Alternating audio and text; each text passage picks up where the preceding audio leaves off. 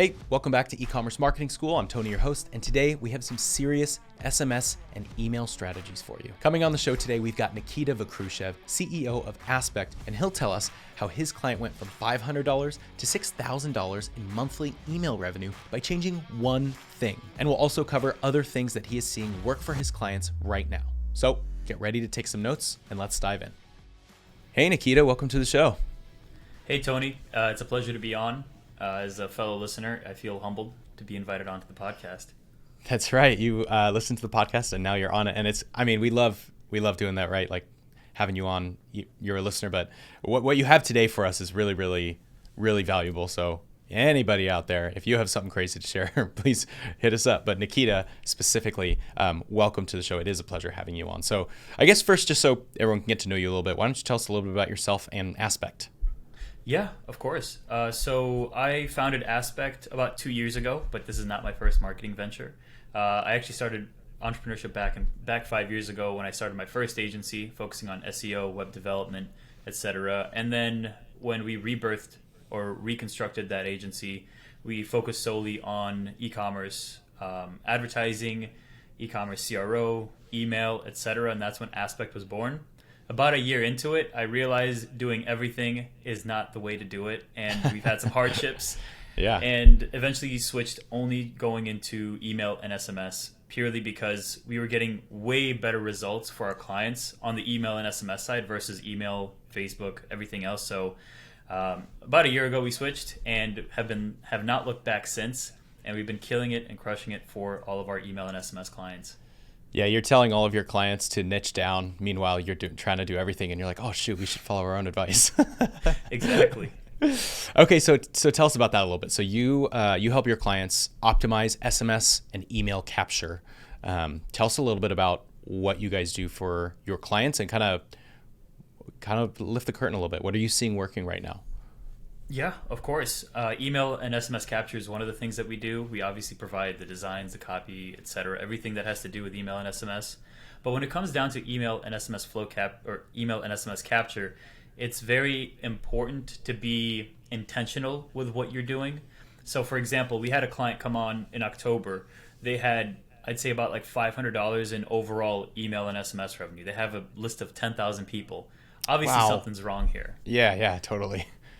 And their pop-up conversion rate was about 1%. So we're like, okay, this is a major problem. This thing we can get turned around very easily. So what we ended up doing was, I'll go through everything with you here in detail. Yeah, But awesome. Thanks. after we changed the pop-up for the website and the offer that was on the pop-up, we were able to see a lift in, I don't know the percentage-wise here, but we went from like $500 a month in Klaviyo revenue all the way up to $6,000 the next month, just purely by changing the opt-in rate. Not even messing with the emails at all. Just Nope. just the opt-in rate. Wow. Okay. Yeah, their opt-in rate went from Jeez. 1% to 10%. Holy cow! And is this just like a welcome pop-up, like the one that appears when you scroll or you wait a couple seconds? Oh my goodness. Okay. Yeah, very cool. I didn't even believe it at first, but I do have the data to prove it. Awesome. And we were able to just, obviously we had a really great working relationship from the get-go. And obviously we've updated all their flows and everything to be more concise because that's what they also hired us for. But Right. when it came down to the pop-up, they had a very inconsistent offer. So the pop-up offer was completely different than the first initial welcome email that they got. So we made sure to have a very consistent offer. So that's probably tip number one. Make sure everything lines up from a person entering their email to actually getting the email and having that exact same offer on there. So the pop-up, the website, the email, they all have the same kind of messaging, or they're pointing towards the same main offer. There's not like three different things they're trying to show. Okay, very cool. Yeah, in the old pop-up, they were trying to give away a free gift with the email, with the purchase. But here we went straight to a discount specific offer, and that lined up with the email. Next Very up, cool.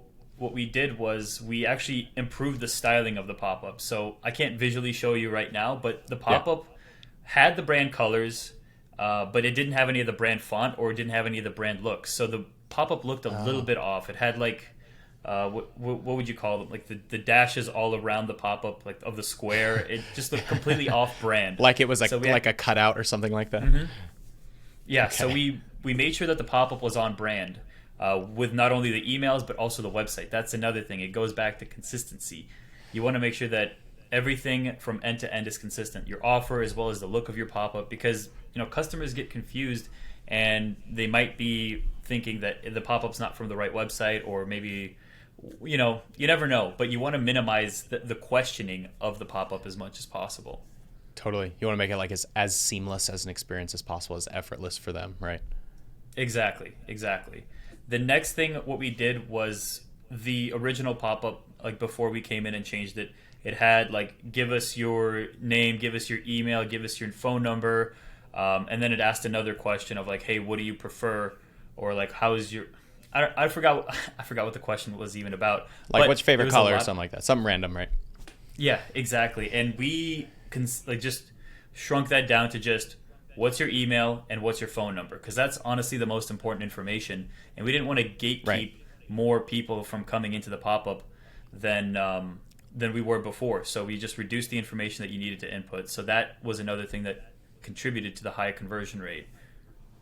The Okay. other thing was we split up the pop up. So instead of having all that information on one page, we made sure that first step, we get their email, because that's the most important thing. So that way we can actually Right. send them out that offer. Then it was get their SMS, and then it was a thank you step at the end. So with those three steps, that's interesting that you say that. You obviously lose motivation, right, as a consumer to put your information into each step. So is there like a new mini offer or an extension of the offer on each page? Like, hey, you've just got 10% discount by giving us your email, have an additional 5% off your next order by giving us SMS, or be a VIP, or is there anything enticing them more, or did it work to just split it up? It honestly just worked to split it up, and I'll get into the verbiage that we used here in a second. So Yeah. we use different verbiage on our pop-ups instead of providing the actual details of the offer. So like I mentioned, the before one, it was a free gift. On the Yeah. new one, we actually kept it a mystery. So that enticed more and more people to, what is the offer, or what do I get? And we word it something along the lines of, get this, get a surprise offer when you put in your email, or get your unique offer. It's one of those mystery words where there is an offer at the end of the tunnel, but they don't know exactly what it is. And Sure. that entices people to, put in their email, they go to the next step. And on the SMS side of things, it's like we text to join our community of, so-and-so number of people that are also on our SMS list. And that entices them to go to put in their phone number, and then they go to the thank you step. Got it. Cool. Yeah, and I think that as somebody listening, I might be thinking, well, is that really effective? Because you're just, you're like tricking them you're like enticing them into giving you your info, but you can't argue with raising from $500 to $6,000. Like that clearly worked. It was not a trick. That's very Yeah. cool. And I can see that from a listener's perspective, that it might not seem to be like the most ethical thing. I would get that if you submit your email, submit your SMS, and you don't get anything at the end. That's completely scammy. Yeah. But No, at the I end of definitely the line- wasn't accusing you of being unethical, by No. the way. I was saying, like, it sounds like, oh, well, are they going to feel tricked? But absolutely not. Yeah, no. Yeah. Okay. I just love to play the devil's advocate. Yeah. But Okay, good. yeah, at the end of the pop-up, the last step, which is, here's the discount code. One other thing that we optimized to increase people's, I guess, or the conversion rate that people, how would I put this? That increases the conversion rate from people inputting their info on the pop-up, was we had a shop now button. Instead of like, hey, here's the discount code, use it, and we had a shop now button below. For the most part, you don't need a shop now button at the end, because you have the coupon code. But what that shop now button did was, once a person clicked on the shop now button, the discount code is now automatically attached to the URL of the website. So you don't have to manually go back and forth to the email to find the discount code, or find the discount code that they wrote down after getting to the thank you step. So just with Shopify, it's a lot easier to do that. Wow, that is incredible. I can't believe that just doing those things, and no offense, but just that little made such a big difference in their business. That's crazy. But that's not all you guys do, right? So obviously that stuff worked for that company, but you have a lot of other clients. So what else do you see working? Like, what else do you guys do for not necessarily just pop-ups, but SMS and email kind of fulfillment in general? What else, what are you seeing working right now? Yeah, absolutely. And the thing is that one case study was just, it was the tip of the iceberg. We were able to consistently kill it for that client, and now they're doing about $20K a month in revenue consistently from just email and SMS. Oh my goodness! Wow, that's awesome. Congrats. So, thanks. That's the awesome part about email and SMS. When you have that data that you own, you're more able to capitalize off of it because of the specific offers that you run or the way that you treat your audience. If you treat your audience well, Sure. They're more likely to reciprocate by buying your product. Now, when it comes down to the actual tactics that we use internally, there's so much, it honestly wouldn't even fit on a 3-hour-long podcast. But yeah, I bet. I'm gonna try and summarize the top 5 or the top 10 that we use internally that your audience can just go ahead and take home and run with it. So first off is writing an email or coming up with an idea for an email is probably the hardest thing. You're going to get into writer's block and you're going to feel lazy and, it's like, okay, I don't want to write this, and then you're putting it off to the next week. So I have a few tips on that I can go ahead and share that we use to just, come up with ideas right away. And yeah, go for it. To hit you hard with it is using testimonials. So everyone's heard of testimonial emails, but this is different. This is using testimonials to see exactly what someone's dream desires are or their pain points are, because customers are very transparent, especially when they review your own product. They will tell you like, hey, I bought this product because I wasn't sleeping right and I needed a better sleeping medication or a sleeping supplement, and this has helped me. So you can highlight that. A good example of that was with one of our clients. They have a red light therapy device, and for them, the testimonial was like, this is the best 10 minutes of my morning workout or of my morning routine. So we centered an email around that saying like, here's the next, or find the best 10 minutes of your morning routine with this brand.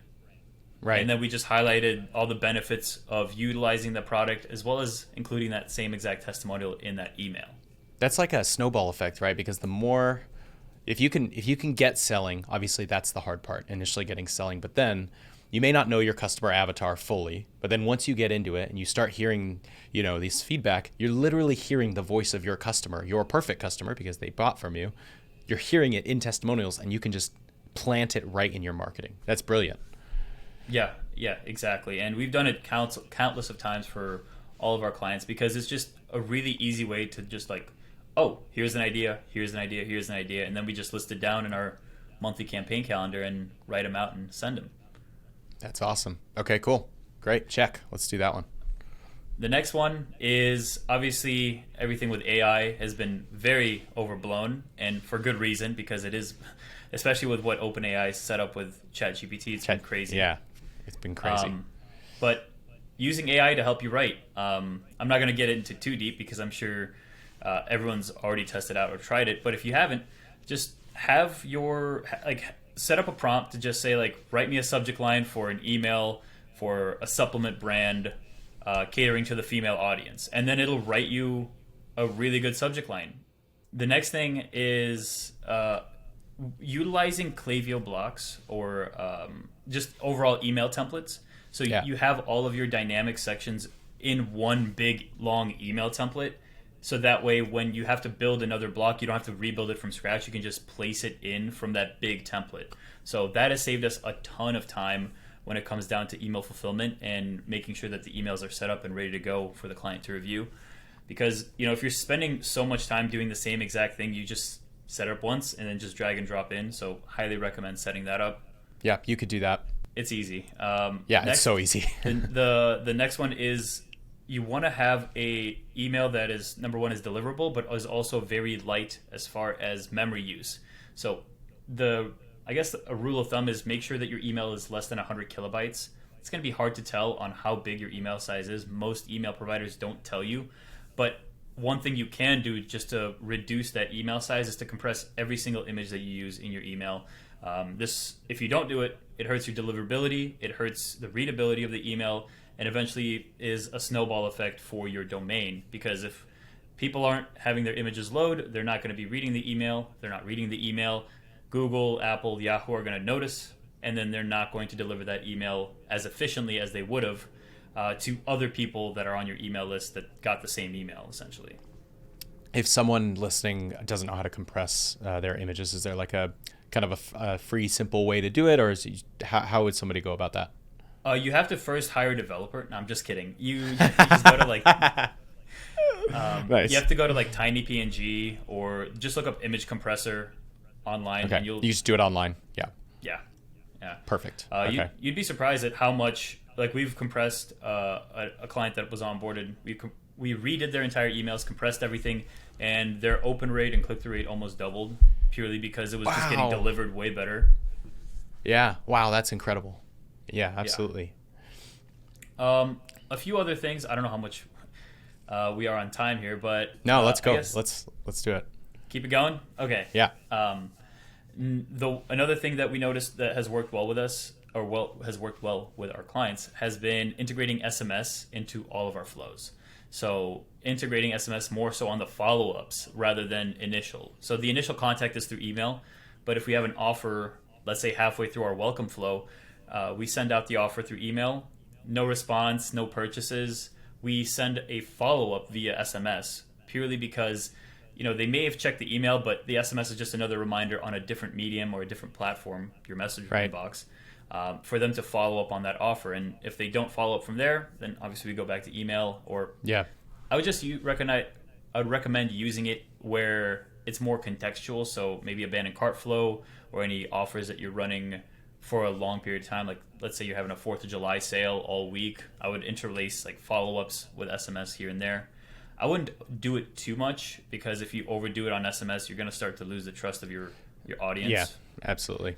So keep it short, keep it simple, but don't overdo it.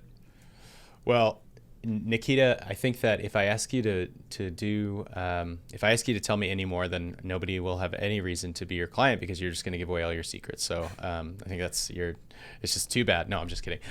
But I just curious, kind of, one, for time, and two, I know you didn't ask me to do this, but in case people are, like what they heard and they may want to work with you, where can they find you? Are you guys accepting new clients, or how can people reach you in Aspect? Yeah, for sure. We are taking on new clients. We only take on 2 clients a month, because we only want to service them correctly and have the right attention for them. Sure. We do have a free audit right now on our website. So if you want your email marketing, or your SMS marketing, or even your opt-in rate analyzed, we can go ahead and do that. Just click the chat now button on our website, aspectagency.com. That's ASPEKT agency.com. And you can follow me on Twitter. That's where I have most of my insights, or any new groundbreaking information. I share it with the Twitter audience. Nice. If you guys are interested in checking out Aspect, then I've added the link to the show notes and the description if you're watching this on YouTube. I've also added Nikita's Twitter handle, so you can follow him there. But Nikita, this was seriously so valuable. Thank you so much for coming on and sharing that. Yeah, it was a pleasure. I try to jam-pack as much value as possible to one podcast. You absolutely did. No, and thank you everyone too for listening to E-commerce Marketing School. Now, if you are listening to us right now, you can watch us chat on YouTube if you want, on the Privy YouTube channel, or if you want to see us in your social feed, you can find clips from this episode and all of our future episodes on Instagram at Ecom Marketing School. And of course, if you're on Twitter, you can find me at Tony from the Pod. So Nikita, thanks for coming on, and everyone listening, thanks for being here, and I will see you next time. Bye.